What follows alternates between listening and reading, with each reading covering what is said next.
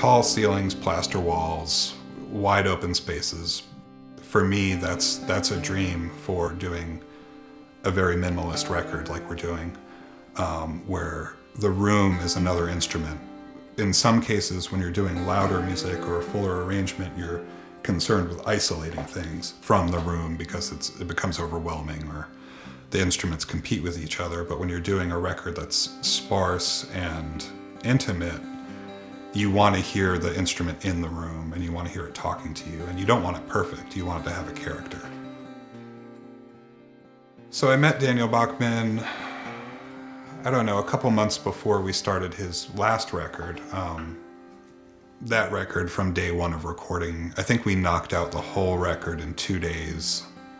I don't think I've ever met anybody that practices as much as Bachman, and it shows. I mean, it just, he's very efficient to the point of, he can edit what he's doing on the fly and do it well.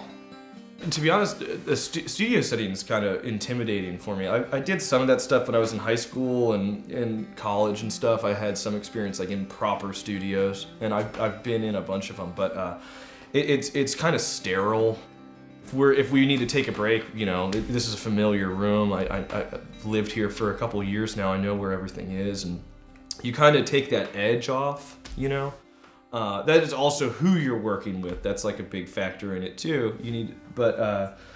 It's much nicer to just be able to set a room that sounds good on its own and fill it with microphones and just try that out. Yeah, I think a lot of people get really stressed out about how the music industry is sort of barely what it once was, before the advent of the internet or the advent of MP3s or things like that. But you have to adapt and evolve with it and see the positive. I mean, the positive is that anybody can do it, because you don't have to get your foot in the door somewhere and work 70-hour weeks until they let you actually record. You can, start very simply. You can start with one mic and a laptop and learn. I have a workstation laptop, but it's got 2 solid-state drives and totally limitless in terms of what I'm trying to do. And I can connect all of my old equipment to this laptop with one USB cable, and it's all right there. You can hear traffic sounds, and you can hear animal sounds like bird sounds, and I even got an owl on tape because there's an owl that lives in this neighborhood. That's part of the whole thing that I think that you're kind of going for. It's more of like a snapshot, just like a journal entry.